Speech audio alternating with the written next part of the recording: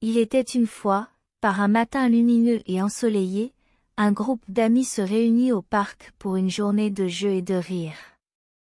Parmi eux se trouvaient Emma, Max, Lily et Tom, 4 enfants remplis d'énergie et de bonne humeur. Ils étaient impatients de profiter de cette journée ensoleillée et de s'amuser ensemble. Le parc était verdoyant, avec des arbres majestueux et des fleurs multicolores, un endroit parfait pour laisser libre cours à leur imagination.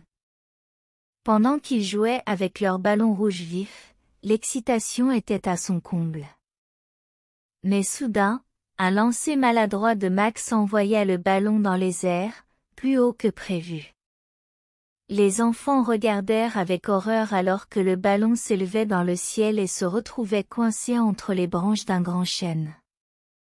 Un silence pesant s'abattit sur le groupe alors qu'ils observaient avec désarroi leur précieux ballon, hors de leur portée. Ils se mirent immédiatement à l'œuvre pour récupérer le ballon. Max tenta courageusement de grimper à l'arbre, ses mains agrippant les branches rugueuses tandis qu'il essayait de se hisser plus haut. Pendant ce temps, Emma et Lily secouèrent l'arbre de toute leur force, espérant que cela ferait tomber le ballon. Tom, quant à lui, rassembla des pierres pour tenter de le faire descendre en le visant avec précision. Mais malgré leurs efforts, le ballon demeurait hors de portée, semblant presque taquiner les enfants avec sa position inaccessible. C'est alors que Lily eut une idée lumineuse. Elle se souvint du jardinier du parc, Monsieur Hugo, qui était toujours là pour aider quand on en avait besoin. Pourquoi ne pas demander à Monsieur Hugo de nous aider, proposa-t-elle, ses yeux pétillants d'espoir. Les autres enfants hochèrent la tête avec enthousiasme, convaincus que c'était la meilleure solution. Les enfants se précipitèrent vers la cabane de Monsieur Hugo, le cœur plein d'espoir. Ils trouvèrent le gentil jardinier en train de travailler dans son jardin, avec son fidèle chapeau de paille et son sourire bienveillant.